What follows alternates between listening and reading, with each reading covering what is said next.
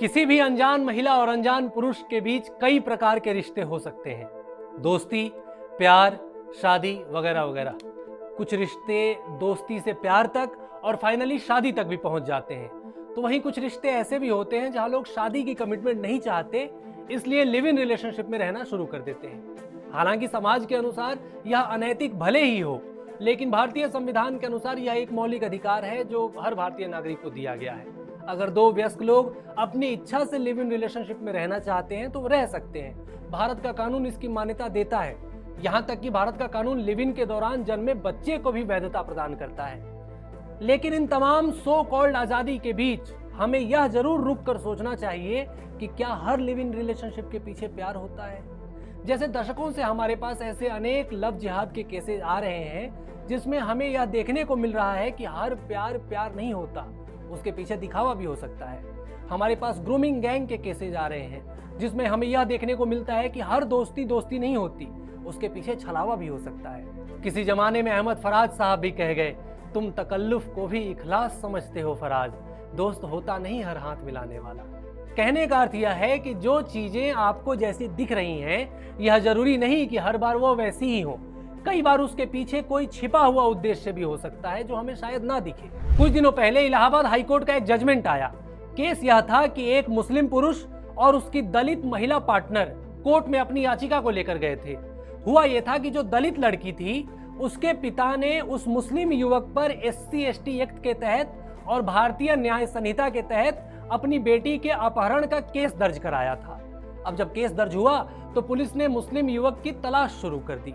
फिर वह मुस्लिम युवक और उसकी दलित महिला पार्टनर दोनों एक साथ कोर्ट में गए और कोर्ट से यह अपील की कि हम दोनों अपनी मर्जी से लिव इन रिलेशनशिप में रह रहे हैं, इसलिए मुस्लिम युवक के ऊपर जो FIR दर्ज हुई है उसे रद्द किया जाए और उसकी गिरफ्तारी पर रोक लगाई जाए, साथ ही साथ उसे प्रोटेक्शन भी दी जाए। इलाहाबाद हाईकोर्ट की एक बेंच बैठी जिसमें जस्टिस संगीता चंद्रा और जस्टिस ब्रिजराज सिंह जज के रूप में थे।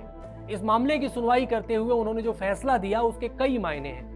इलाहाबाद हाईकोर्ट ने यह कहा कि उस मुस्लिम युवक की गिरफ्तारी पर रोक नहीं लगाई जाएगी। इसके बाद कोर्ट ने तल्ख टिप्पणी करते हुए यह कहा कि इस तरह के मामलों में लोग कोर्ट के पास अपने रिश्तों की मुहर लगवाने आ रहे हैं ताकि वो धर्मांतरण विरोधी कानून से बच सके। दरअसल उत्तर प्रदेश में एक धर्मांतरण विरोधी कानून है जिसका उद्देश्य शादी, लालच, डर या धोखाधड़ी के माध्यम से जबरन धर्मांतरण को रोकना है।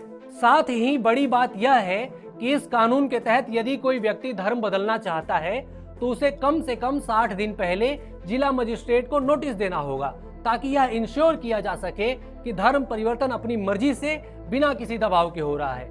अब यहीं पर इस मामले को अवॉइड करने के लिए जिहादियों के द्वारा एक नई तकनीक अपनाई जा रही है। भोली भाली हिंदू लड़कियों को फंसाकर उनसे सीधे शादी न करके लिव इन में रहने का खेल रचा जा रहा है ताकि धर्मांतरण विरोधी कानून की बाकी सारी फॉर्मेलिटीज से बचा जा सके।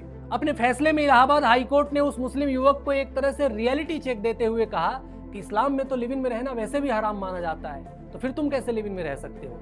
और यह बात बिल्कुल सही भी है। इस्लामी कानून के अनुसार निकाह के बिना किसी भी तरह के यौन संबंध को जिना माना जाता है और इस्लामी कानून के अनुसार जिना की सजा 100 कोड़े तक की है। सुन्नत में तो इस अपराध की सजा पत्थर मारकर मौत की सजा देने तक की है। कोर्ट ने यह भी कहा कि इस्लाम में मियां बीवी के संबंध के अलावा किसी भी अन्य यौन संबंध की इजाजत नहीं है। इसलिए मुस्लिम व्यक्ति अगर किसी हिंदू महिला के साथ निकाह के बिना रह रहा है तो वह इस्लामिक दृष्टि से नाजायज है। अब इलाहाबाद हाईकोर्ट ने तो अपना फैसला सुना दिया, लेकिन हमारे लिए इस घटना के पीछे की मानसिकता को समझना बहुत जरूरी हो जाता है। अगर आप इस मामले को सिर्फ कोर्टरूम का एक किस्सा मान रहे हैं तो शायद आपको अपने होराइजन को और डेवलप करने की जरूरत है। यह मामला हमारी बेटियों के भविष्य से जुड़ा हुआ है। यह उन लड़कियों की मासूमियत पर वार है जिनके सपनों को पहले झूठी मोहब्बत से रंगा जाता है, फिर धीरे धीरे उनकी पहचान, उनका धर्म, उनका अस्तित्व उनसे छीन लिया जाता है। लिव इन रिलेशनशिप जैसे सुनियोजित जाल के माध्यम से हिंदू लड़कियों की पूरी जिंदगी को जकड़ा जा रहा है। पर अफसोस कुछ हिंदू लड़कियां अब भी नहीं समझ पा रही। पर्सनल मैटर और माई लाइफ माई चॉइस जैसे फैंसी शब्दों की आड़ में वो अपने अब्दुल को बाकियों से अलग तो मान लेती हैं, लेकिन जब तक वह हिंदू लड़की यह समझ पाती है कि वह किस दलदल में खिंच गई है, तब तक वापसी का रास्ता लगभग बंद हो जाता है।